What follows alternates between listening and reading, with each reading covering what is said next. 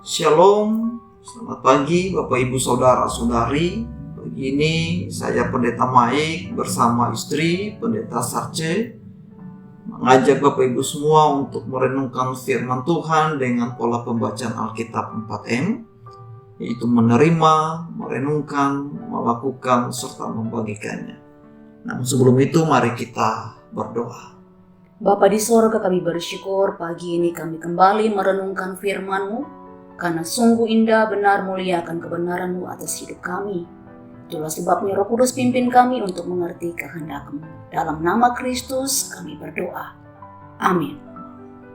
Firman Tuhan pagi hari ini dari 1 Raja-Raja pasal 3 ayat 3 sampai ayatnya yang kelima dengan tema kasih yang diikuti oleh tindakan. 1 Raja-Raja pasal 3 ayat 3 dan 5. Dan Salomo menunjukkan kasihnya kepada Tuhan dengan hidup menurut ketetapan-ketetapan Daud ayahnya. Hanya ia masih mempersembahkan korban sembelihan dan ukupan di bukit-bukit pengorbanan. Pada suatu hari raja pergi ke Gibeon untuk mempersembahkan korban, sebab disitulah bukit pengorbanan yang paling besar. 1000 korban bakaran dipersembahkan Salomo di atas mezbah itu. Di Gibeon itu Tuhan menampakkan diri kepada Salomo dalam mimpi pada waktu malam. Berfirmanlah Allah, mintalah apa yang hendak kuberikan kepadamu. Dari pembacaan itu kita akan merenungkan firman Tuhan dengan pertanyaan-pertanyaan berikut ini. Dengan apakah Salomo menunjukkan kasihnya kepada Allah? Salomo menunjukkan kasihnya kepada Allah dengan 2 hal. Dalam ayat 3 dikatakan dia hidup menurut ketetapan-ketetapan Daud ayahnya. Yang kedua, dia mempersembahkan korban, yaitu 1000 korban kepada Tuhan di Gibeon. Apa yang dipersembahkan Salomo? Dia mempersembahkan 1000 korban bakaran kepada Tuhan. Dan di manakah Tuhan menampakkan diri kepada Salomo? Di Gibeon, Tuhan menampakkan diri. Nah, dari pertanyaan-pertanyaan itu kita dapat menggali bahwa kasih kita kepada Tuhan itu harus dibuktikan oleh tindakan seperti yang dilakukan oleh Salomo.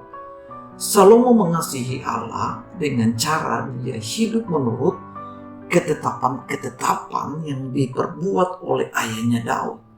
Nah, apa ketetapan-ketetapan yang dilakukan Daud yang telah diajarkan kepada Salomo? Dalam ayat 6 dikatakan Daud hidup jujur di hadapan Allah, hidup benar di hadapan Allah, dan hidup dalam kesetiaan di hadapan Allah. Ketetapan-ketetapan itulah yang Salomo juga ikuti, sehingga ketika dalam konteks doa memohon hikmat ini, dia menyatakan dalam Amsal pasal 1, permulaan hikmat adalah takut akan Tuhan.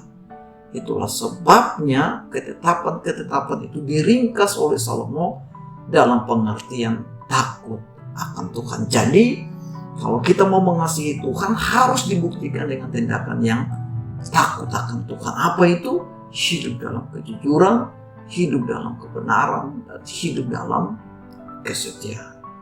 Dan yang kedua, mengasihi Allah harus dinyatakan juga dalam perbuatan dan mempersembahkan hidup kita seutuhnya kepada Tuhan. Lihat Salomo, dia tidak mengasihi Allah secara perkataan saja, tapi dia buktikan itu cinta dia dengan Tuhan dengan mempersembahkan 1000 korban, bukan 1 korban, bukan 10 korban, bukan 100 korban, 1000 korban, tidak tanggung-tanggung. Dia menyerahkan secara totalitas, secara maksimal. Kenapa? Karena itu merupakan ucapan syukur dia kepada Tuhan. Itu bukti kalau betul-betul Salomo mengasihi Tuhan dengan mempersembahkan secara total kepada Allah. Nah, pertanyaan bagi kita hari ini adalah, apa bukti kita sebagai orang percaya mengasihi Tuhan hari ini?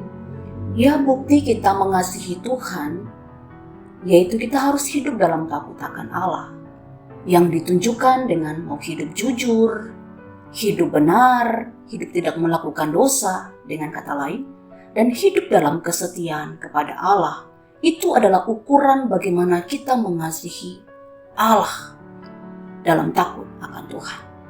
Dan yang kedua adalah kita harus mempersembahkan hidup secara total, utuh kepada Tuhan, mencakup hati kita, pikiran kita, tindakan kita, perkataan kita harus dipersembahkan kepada Tuhan.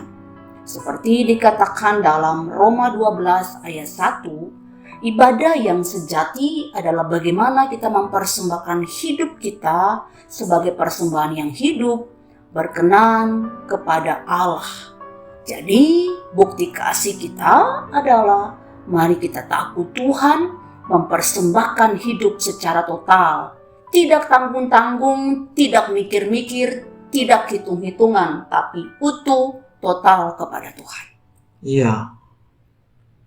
Jadi kalau kita belajar dari Salomo, ketika dia mengasihi Tuhan dalam hidup takut akan Tuhan, dalam kejujuran, kesetiaan, dan kebenaran, dan ketika dia mau mempersembahkan secara total kepada Allah, maka dalam ayat 5 dikatakan Allah datang menjumpai Salomo dan bertanya, Salomo, apa yang kau minta daripada aku? Itu sama ketika kita betul-betul mengasihi Allah secara total dalam hidup kita, yang dibuktikan dalam takut akan Tuhan, mempersembahkan hidup kita kepada Allah, maka Tuhan juga datang mintanya kita, apa yang kamu mau daripada aku. Dia akan memberkati kita. Dia akan berkat itu datang kepada kita ketika kita betul-betul mengasihi Tuhan. Jadi Allah menjumpai Salomo karena dia betul-betul mengasihi Tuhan dalam tindakannya. Oleh karena itu, mari kita belajar mengasihi Tuhan. Tidak hanya dengan kata. Mengasihi Tuhan bukan slogan. Tapi mengasihi Tuhan harus dibuktikan dalam perbuatan. Supaya kita berjumpa dengan Allah dan berjumpa dengan berkat-berkat yang Tuhan berikan bagi kita. Apa pelajaran yang boleh kita pelajari hari ini? Pelajarannya, kasih bukan sekedar kata, tapi juga tindakan nyata. Tindakan diekspresikan dengan takut akan Allah dan mempersembahkan hidup kepada Tuhan. Amin. Mari kita berdoa. Kami bersyukur dan berterima kasih ada firman Tuhan yang mengajar kami untuk mengasihi Tuhan dalam takut akan Tuhan dan mempersembahkan seluruh hidup kami. Dan ini komitmen kami, kami mengasihi Tuhan tidak dengan kata, tapi dalam perbuatan. Dalam Kristus kami berdoa. Amin.